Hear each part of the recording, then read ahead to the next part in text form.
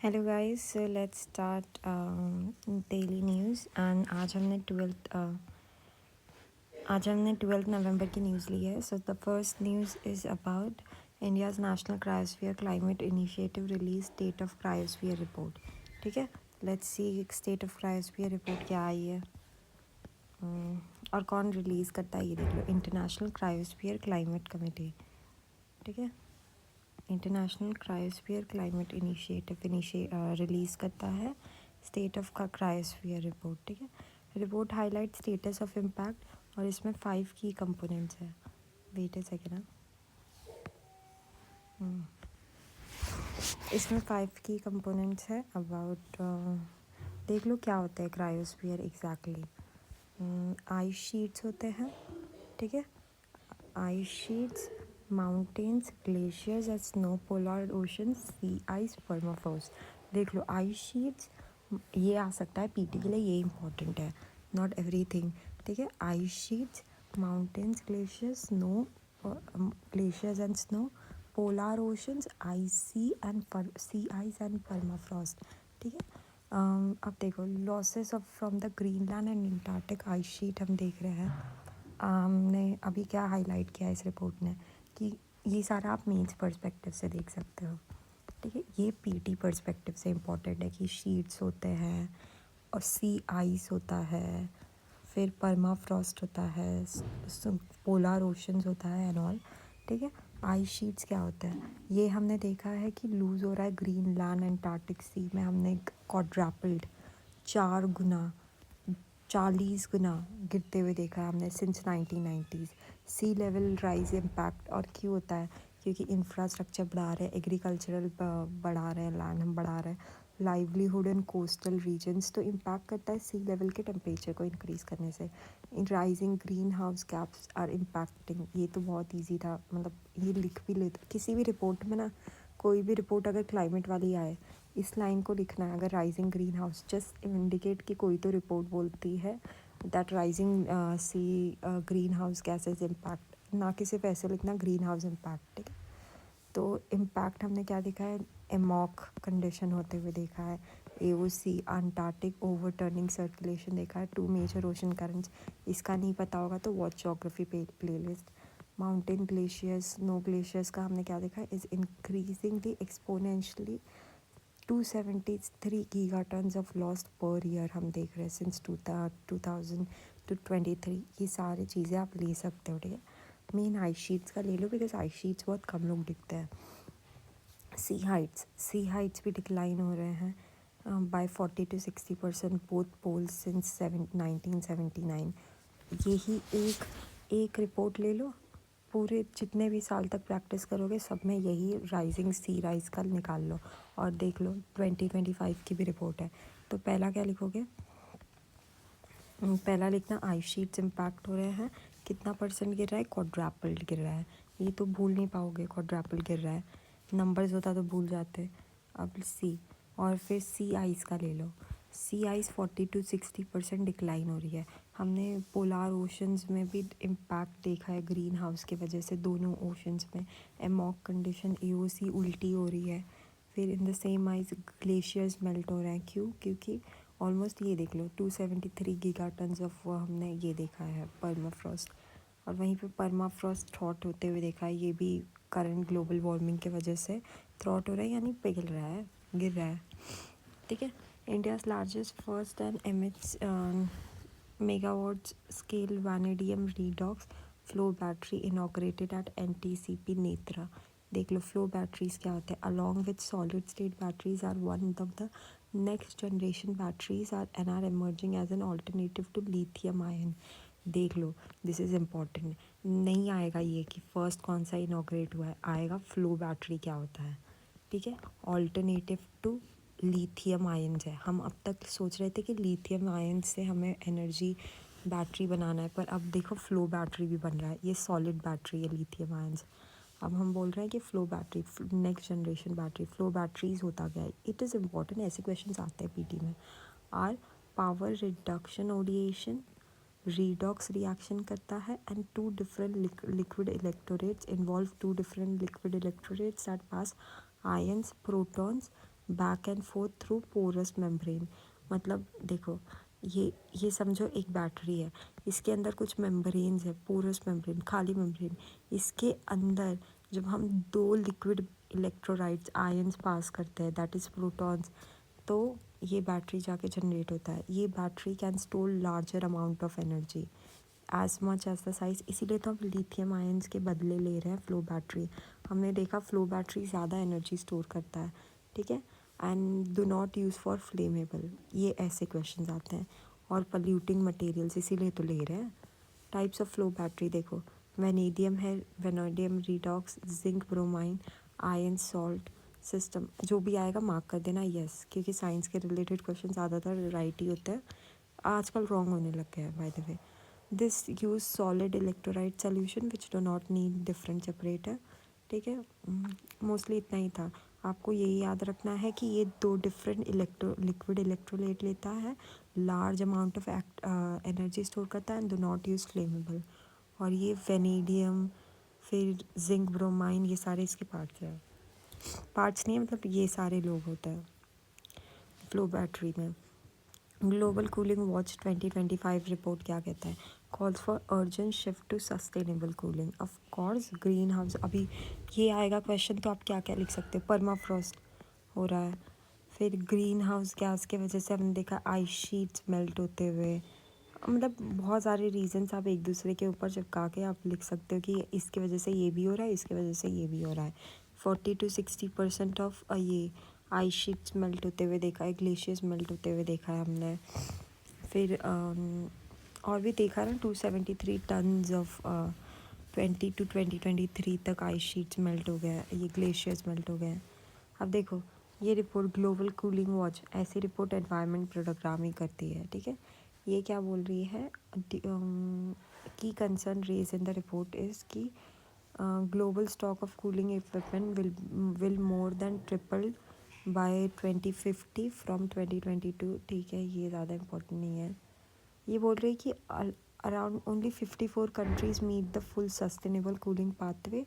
200, 300, 200, 250 से भी ज़्यादा कंट्रीज़ है पूरे वर्ल्ड में, पर सिर्फ 54 कंट्रीज़, 50 अराउंड 50 कंट्रीज़ ने कोई सस्टेनेबल मेजर लिया है कूल डाउन करने के लिए कंट्री के हीट को। ग्लोबल पॉपुलेशन आज डेडली हीट स्ट्रेस से, अभी जब गर्मी आएगी तो कितने हीट स्ट्रेस के रिलेटेड टॉपिक्स आते हैं। could rise from 30% today to between 48 to 76 by the end of century। एक लौती चीज़ जो मैं बोलूँगी लेने के लिए इस रिपोर्ट से ये ले लो, ठीक है। Urban heat land effect, heat waves, गर्मी में ये बहुत ज़्यादा। अब देख लो, ये देख लो, ये सारी चीज़ें पीटीज़ के लिए आती हैं, ये मेंस के लिए ले लेना।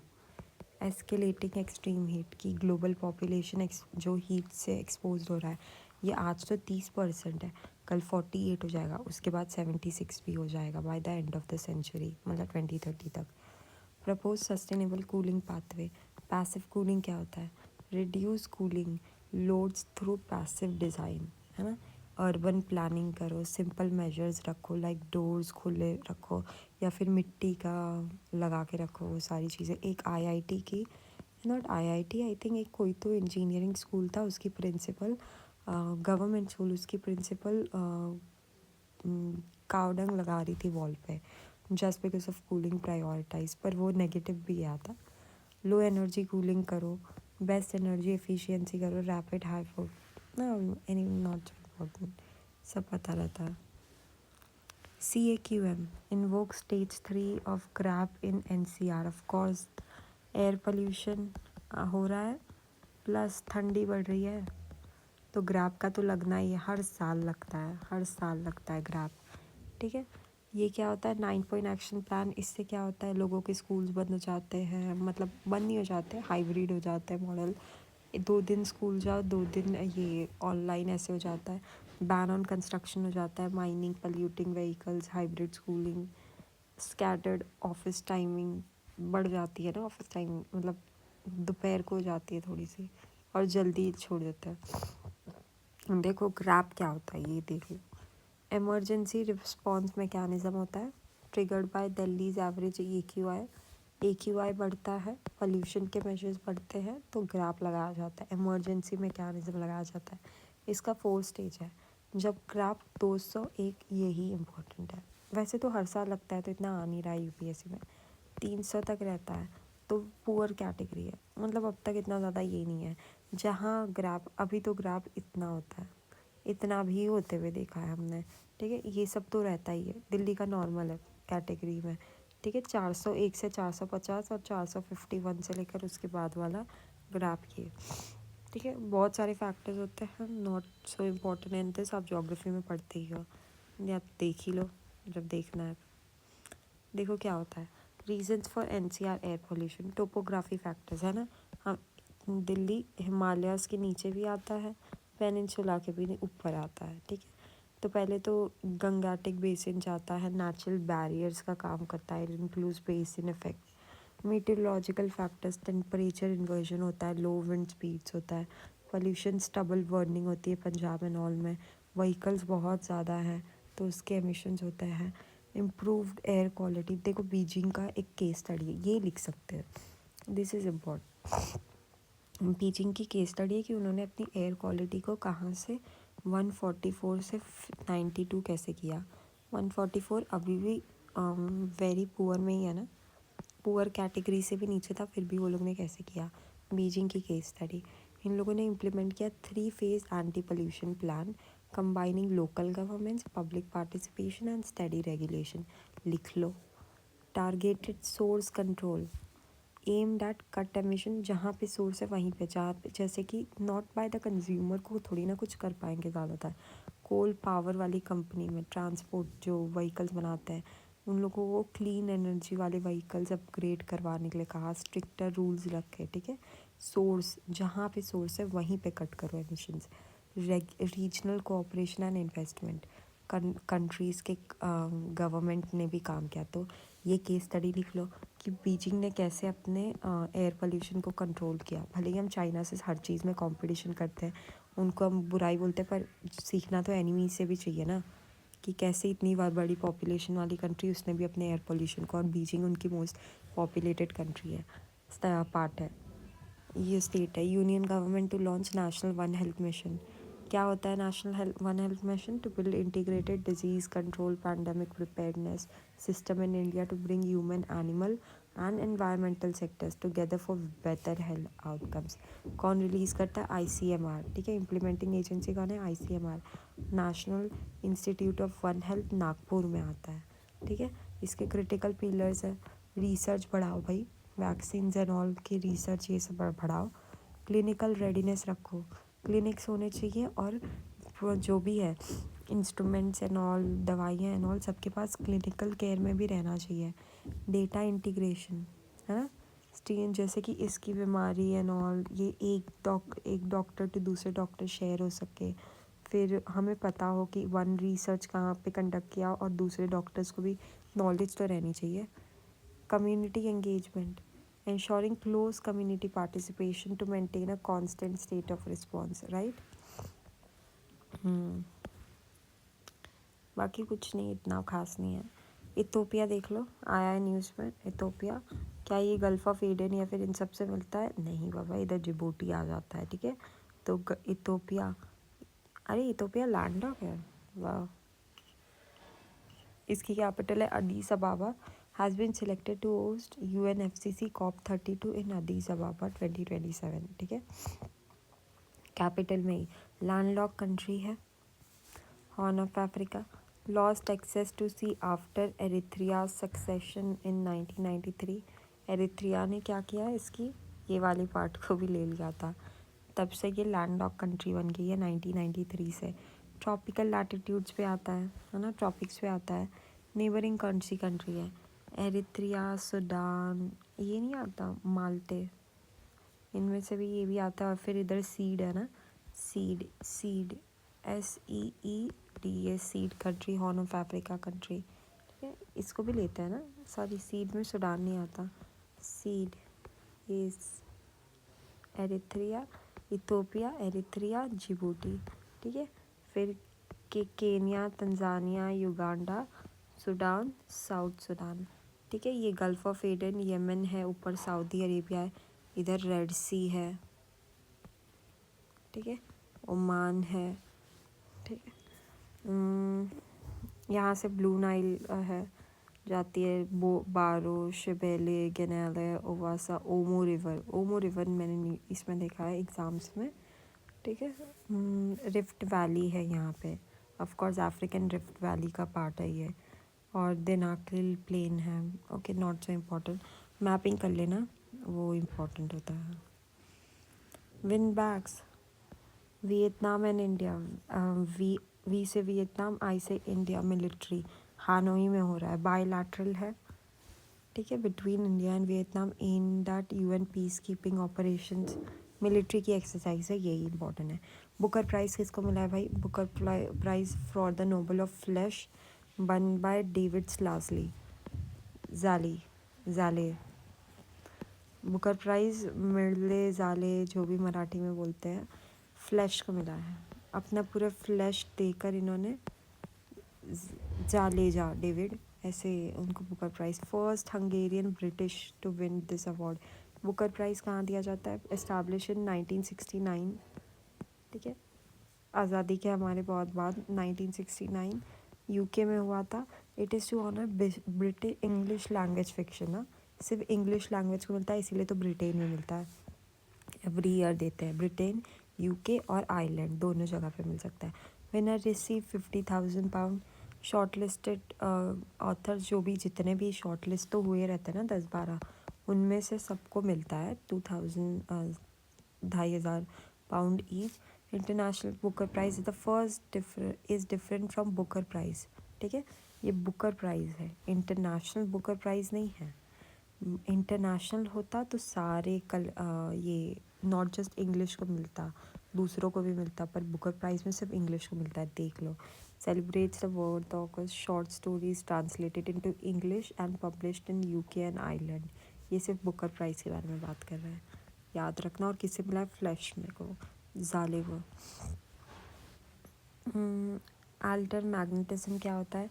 न्यू क्लास मैग्नेटिक ऑर्डर हो गया, having property of both ferromagnetism and anti ferromagnetism, यही याद रखना है, ज़्यादा कुछ याद नहीं रखना है। फेरोमैग्नेट्स क्या होता है? लाइक फ्रिज मैग्नेट्स, फ्रिज को बंद खोल करोगे तो एक मैग्नेट नहीं होता जो उसको स्ट्रॉन्ग करके उसको होल्ड करके रखता है, वो फेरोमैग्नेट्स होता है। तो एंटी फेरोमैग्नेट्स क्या होता है? हैव एटम्स, उसके अंदर एटम्स है, whose magnetic direction point is altering direction point, cancelling each other and producing no net magnetic field। अच्छा, एंड अगर फेरोमैग्नेटिज्म क्या होता है? जिसमें फेरो आयन है, यानी जो चिपकता है। तो एंटी कौन सा है? जो नहीं चिपकता है। क्यों? क्योंकि जो अगर ये मैग्नेट है, उसके हर चीज़ के अंदर एटम्स होते हैं, हर एटम सेम डायरेक्शन दिखाना चाहिए, ठीक है, एटलीस्ट सेम डायरेक्शन रहेगा तभी तो ये एक मैग्नेट बन पाएगा, चिपकने की कैपेसिटी बढ़ जाएगी। पर सारे इसके आयंस डिफरेंट डिफरेंट डायरेक्शंस बताते हैं, ठीक है, इसीलिए एंटी फेरो मैग्नेटिज्म। और ऑल्टर मैग्नेटिज्म क्या है? जो दोनों type of ferro plus anti ferro magnetism की प्रॉपर्टी रखता है। ओके, ग्रीन वॉच ने रिलीज़ किया क्लाइमेट रिस्क इंडेक्स, इतना ही याद रखना है कि who release is climate risk index. अब इसमें भी सेम चीज़ बताएगा कि वेदर इवेंट्स बढ़ रहे हैं, 8 लाख डेथ हो रही हैं, 8 लाख डेथ होती थी 1995 में, अब 4.5 ट्रिलियन डेथ्स डैमेजेस हो रही हैं, ये लिख लो। India rank 15th in the CRI rank and 9th in CRI rank 1995। हम कितना गिर चुके हैं, 15 पर पहुंच गए क्लाइमेट रिस्क इंडेक्स में, नहीं बढ़ चुके हैं। India face nearly 430 extreme weather events in 3 decades, ये लिख सकते हो शायद। इतना याद कहाँ रहता है, बट ओके, आज का ख़त्म एंड लेट्स मीट